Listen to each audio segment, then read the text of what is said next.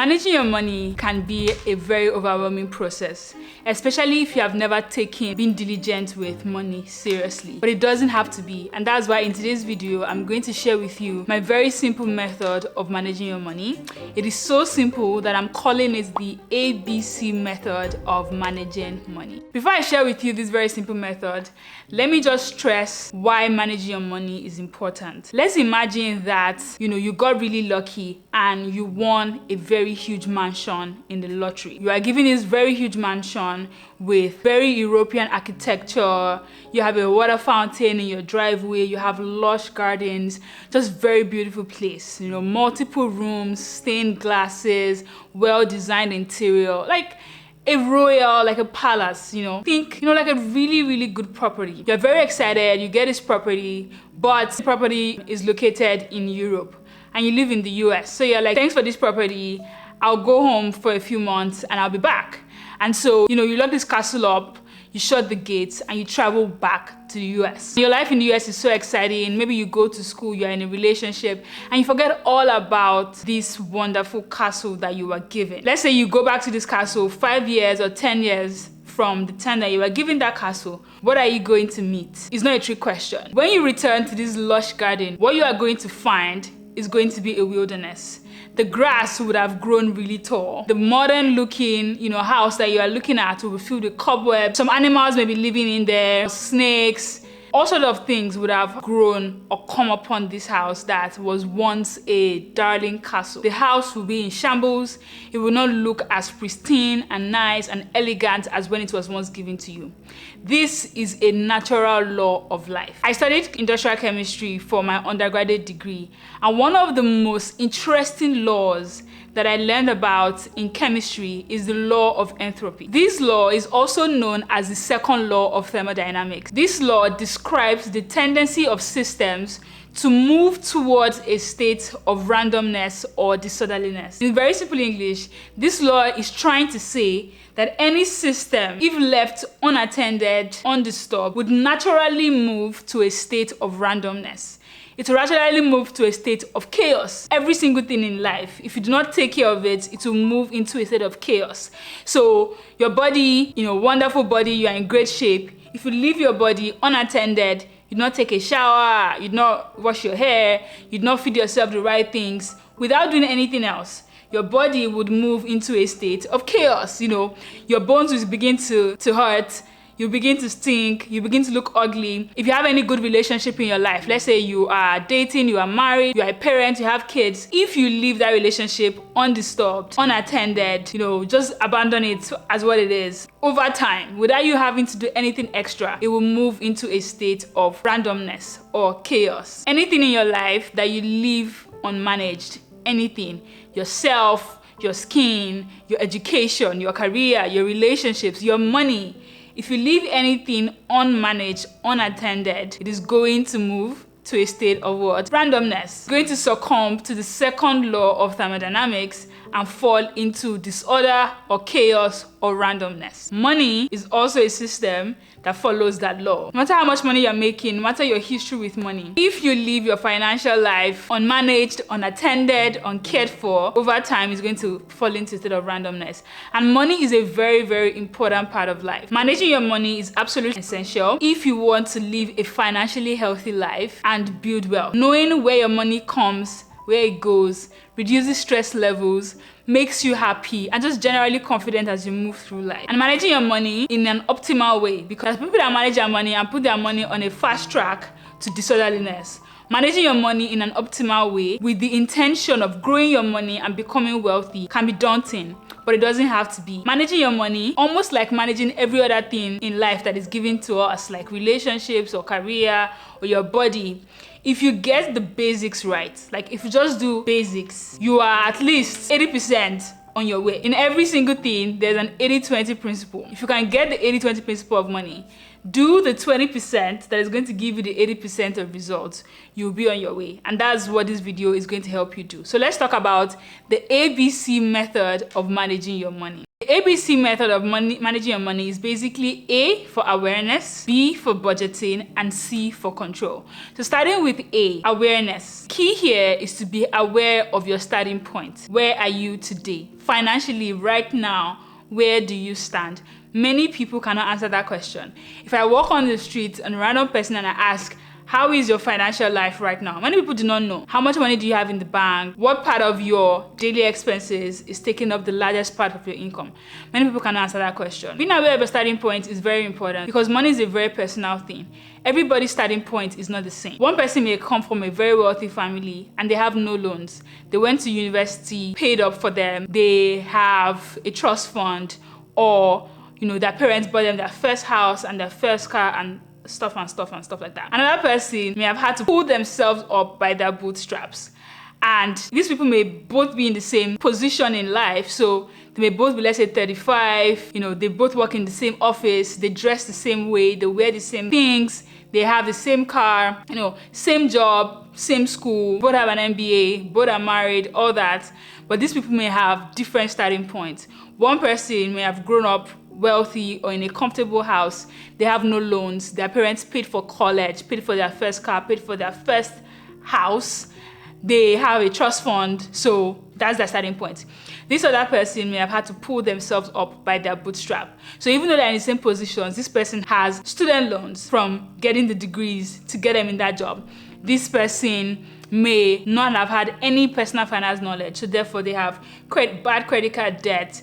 This person may be supporting a family, right? Maybe they are supporting their parents in their old age, or they are fending for their siblings or stuff like that. So everyone's starting point is very, very different.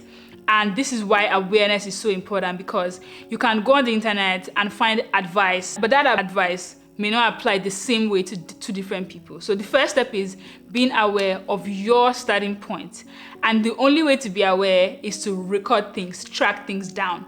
So the first thing I'm going to tell you to do is become aware. How much income are you making? If you have a 9 to 5, this is not news, you probably know this. If your job is a little bit less stable than a 9 to 5, so maybe you get paid per hour, or you work a contract job, or you get grants, whatever your financial situation looks like, you want to be aware of what your income is on a monthly basis and on an annual basis. What does your expenses look like? How much did you spend on rent last month? How much did you spend on transport? How much did you spend on shopping? How much are you giving out? How much are you spending on just managing your house and maintaining your life? Your assets as well. Where are you on assets? Do you have any assets? Do you have any liabilities? Do you have loans? How much are your loans? What are the interest rates on those loans? How many years will it take you to pay off those loans if you continue paying it off the way you have been paying it off? Do you have any retirement savings? How much are they? Every single thing about your finances, you want to be aware of it. And you want to have this information somewhere safe, well put together. As I said, I have a template for this that will make you as aware as possible about everything in your financial life, and I have it in the description box below. Now that you're aware, we can move on to the second step, which is the B part of this ABC framework, and it's called budget. The most important thing that you need to budget is your spending. Let's say you have an income of 5K every month. If you were to spend nothing out of your income, at the end of the month, you would have 5K in assets. That's what you are worth. But many of us have to spend money from our income. The only way to build wealth is to make more money than you are spending. You may not be able to control the amount of money that you make, but controlling the amount of money that you spend is way easier.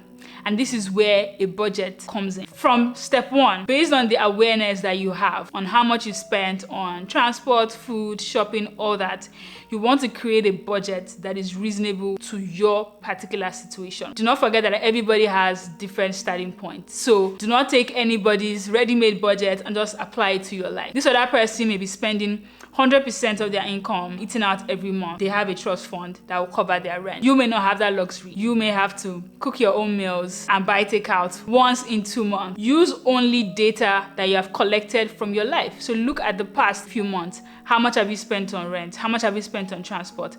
How much have you spent on shopping? And use that to inform your budget. Now, there are guidelines for what a good budget should look like. There are many guidelines out there.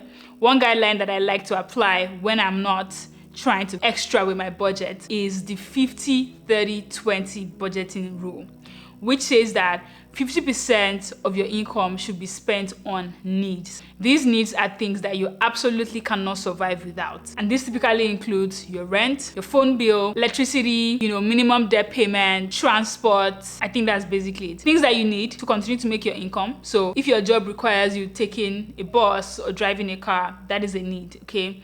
Things you need to continue to sustain your life and to bring in your income, and the barest minimum that you need to live a happy life. That is what I define as needs. The 30% is for want. So want really includes subscriptions like Netflix, Spotify, Apple Music, those kind of things. It includes things like shopping, travel, personal care, etc. That's what the 30% should cover. And then the remaining 20% should go into savings and investing. This is the typical, very simple budgeting technique.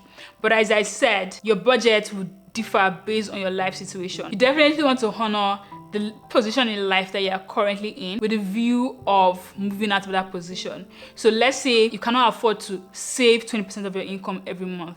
That's okay. Save something, right? You could save $500, you could save $200, whatever it is that you can put away every month. The key is to begin the habit of saving something and be aware that this is the standard, right? This is the goal. The goal is to be able to save 20% of my income and then progressively work towards it. But keeping it very simple, have a budget. Even if your budget includes $0 in savings, the point is that you have a budget, and the goal here is to get into the practice of living within your budget. When something is outside of your budget, having the discipline and the grace to tell yourself, it's above me now, having the grace to say, this is outside my budget, I'm not going to do it. And the last part of this ABC framework is the C part, which is control. When you are aware of your starting point and you have a budget that should give you a good plan on how to spend your money, the next step is to begin to control your money. And this is where goal setting comes in. Thinking about your life, thinking about where you are right now, where you started from, is helpful for you to set some financial goal. It could be as simple as pay off all my credit cards, save 20% of my income, buy a house, buy a car, get a second mortgage, whatever it is.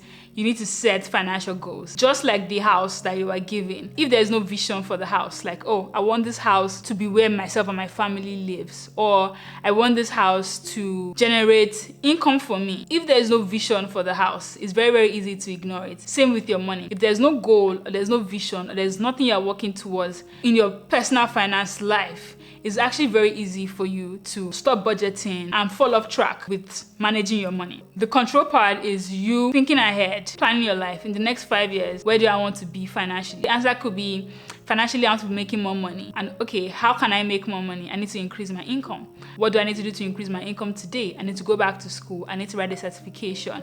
I need to begin to invest in a second business. Whatever it is, set a goal. And then with that goal in mind, you want to revisit your budget and place controls on your budget. So this involves looking at the different categories in your budget and asking yourself, can I spend more here? Can I spend less here? Let's say you want to pay off your debt. You could be like, okay, instead of taking Ubers to work every day, can I take the bus more often and cut down on my transport expense and pay off my loans faster? So control is very important. You want to always be revisiting your budget and calibrating expenses based on where you are trying to go financially. That is a very, very simple framework to get started managing your money.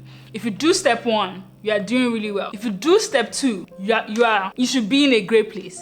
If you can manage to just do step 1 and step 2, get aware of your position and budget, you will be doing a lot more than the whole of the population. If you do step 3, you are about to get into level 2 of the game. You're about to get into ninja status, okay, with managing your money. Managing your money is very easy, it's very simple, it doesn't have to get complicated. Just get started. And all these 3 steps, make it a habit. Let it be a regular thing. Set a time in your calendar, make it a date. Take yourself to a coffee shop and sit down with yourself and look candidly at your money and tell yourself the truth. I'm very sure that this very short video has been helpful to you. If you liked what I said, then it's very helpful for you to also pay attention to some of the greatest lessons about building wealth that I have learned. I'll link that up here and in the description if you want to go and see that. Thank you for watching, and I'll see you in the next video. Bye!